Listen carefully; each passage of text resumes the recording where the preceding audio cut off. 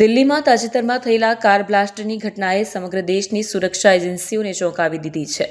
આ ઘટનાના ઘેરા પ્રત્યાઘાત ગુજરાતમાં પણ પડ્યા છે. દિલ્હી બ્લાસ્ટ બાદ કેન્દ્રીય ગૃહ વિભાગ અને ગુજરાત પોલીસના ડીજીપીના આદેશ બાદ Surat police high alert mode પર આવી ગઈ છે. સુરત પોલીસ કમિશનર અનુપમસિંહ ગેહલોતના માર્ગદર્શન હેઠળ સુરત પોલીસે એક મેગા ડ્રાઈવ શરૂ કરી છે. આ ડ્રાઈવ અંતર્ગત છેલ્લા 30 વર્ષમાં ગંભીર ગુનાઓમાં સંડોવાયેલા 2400 આરોપીઓના ડોઝર તૈયાર કરવામાં આવી રહ્યા છે. પોલીસ દ્વારા તૈયાર કરવામાં આવી રહેલું આ ડોઝર કોઈ સામાન્ય ફાઇલ નથી, પરંતુ તેમાં આરોપીના જીવનના દરેક પાસાને આવરી લેવામાં આવ્યા છે.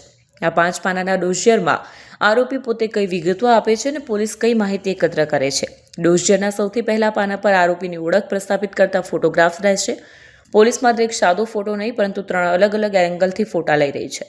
સામેનો ફોટો, જમણી બાજુનો ફોટો, ડાબી બાજુનો ફોટો સામેલ છે. આ ફોટા લેટેસ્ટ હોવા જરૂરી છે, જેથી હાલના દેખાવ મુજબ તેને ઓળખી શકાય. આ ફોટા AI ડેટાબેઝમાં અપલોડ કરવામાં આવશે, જેથી CCTV કેમેરા પણ આરોપીને ભીડમાં ડિટેક્ટ કરી શકે. આરોપી પાસેથી તેની પ્રાથમિક વિગતો લેવામાં આવી રહી છે, જેમાં સંપૂર્ણ નામ અને ઉપનામ, હાલનું અને મૂળ સરનામું, બ્લડ ગ્રુપ અને શૈક્ષણિક લાયકાત, શરીરના ઓળખ ચિહ્નો વગેરે સામેલ છે.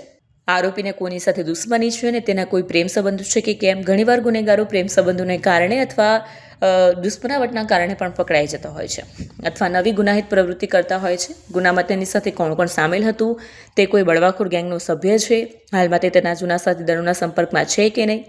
છેલ્લા 30 વર્ષના રેકોર્ડ તપાસવામાં આવશે.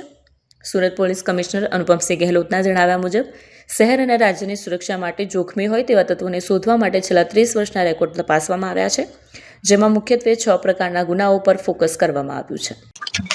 દિલ્હીમાં જે બ્લાસ્ટની ઘટના બની હતી એના પછી તાત્કાલિક ગૃહ વિભાગના સૂચનાથી માનની ડીજી સાહેબ તરફથી અને ATSના સંકલનમાં એક ડ્રાઈવ રાખવામાં આવી છે સમગ્ર રાજ્યમાં.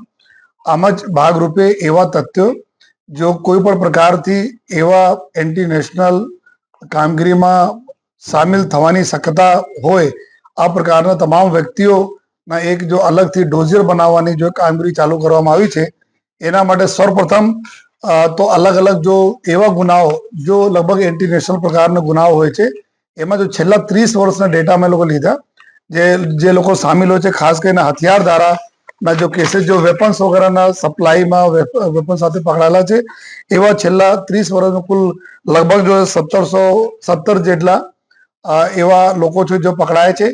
અને સાથોસાથ નેક્સ્ટ છે બનાવટી ચલણી નોટો, जो FICN बोले છે કે જો ઇન્ડિયન જો કરન્સીના જો આ લોકો અલગ અલગ પ્રકારથી પ્રિન્ટ કરે, ડુપ્લિકેસી કરે જો યા કોઈ સારા જો આપણા કોઈ જગ્યાએ પ્રિન્ટ કરાવીને અને આમાં ભેળસેળ કરીને બેચતા હોય, એવા લગભગ 241 જેટલા લોકો છે જો. અને પછી જો આપણા એક્સપ્લોઝિવ એક્ટ હેઠળ જો ભૂતકાળમાં જેટલા કોઈ બોમ્બ્સ વગેરે બળા હોય, આપણા સુરત એક હિસ્ટ્રી ધરાવે છે કે બ્લાસ્ટ સાથે જોડેલા લોકો બી અહીંયા છે જો. તો એક્સપ્લોઝિવ એક્ટમાં મોટા કોઈ જથ્થા રાખવાના આ પ્રકારના કેસીસના જો આરોપીઓ હતા, કુલ 265 જેટલા આ લોકો આરોપીઓ છે.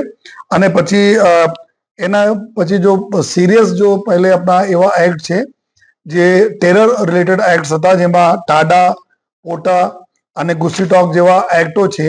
આ એક્ટમાં જેટલા લોકો પકડાયેલા છે, આ લોકોનો જો એક માહિતી જોઈએ, જેમાં કુલ 233 જેટલા લોકો આવે. અને પછી જો NDPS જો આરોપીઓ જેના અત્યારે નાર્કો ટેરરિઝમ તરીકે બી અમારા લોકોના ટાર્ગેટમાં રહે છે, જો NDPSના સપ્લાયમાં જેટલા બી લોકો સામેલ છે, અને જો મોટા જો કાર્ટલ્સ હોય, પેડલર્સ હોય, આ પ્રકાર કુલ ટોટલ જો 1255 જેટલા લોકો છે. તો આ પ્રકારના કુલ અમે લોકોના. અને એના પછી જો એક નેક્સ્ટ કેટેગરી છે કે જે ઓઇલ ચોરીના, કે આ સૌથી મોટો એક જો નેશનલ થેફ્ટના પ્રોપર્ટીના થેફ્ટ છે. તો ઓઇલ ચોરીના ગુના જે આપણે સુરતમાં નથી, લેકિન આ 6 પ્રકારના હેડમાં જેટલા લોકો છેલ્લા 30 વર્ષમાં પકડાયા છે, એની પૂરી એક માહિતી રેડી કરીને એના ડોઝિયર બનાવવાના.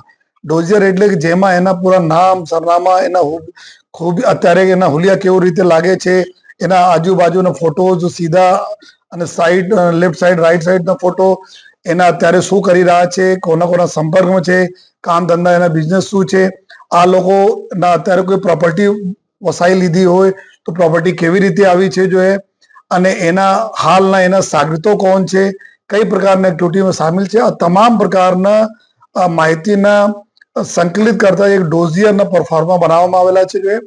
અને અત્યારે જો પૂરી સમગ્ર જો પોલીસ, સુરત શહેરના તમામ ઝોનના પોલીસ ક્રાઇમ બ્રાન્ચ એસઓજી તમામ લોકો આ ડ્રાઈવમાં સામેલ થઈને આ લોકો ડોઝિયર બનાવવાની કામગીરી કરી રહ્યા છે જો જેમાં સાથોસાથ આ લોકોને લેટેસ્ટ લોકેશન બારેમાં અમે લોકો જોયા તો ટોટલ લગભગ 3800 જેટલા લોકો થાય છે.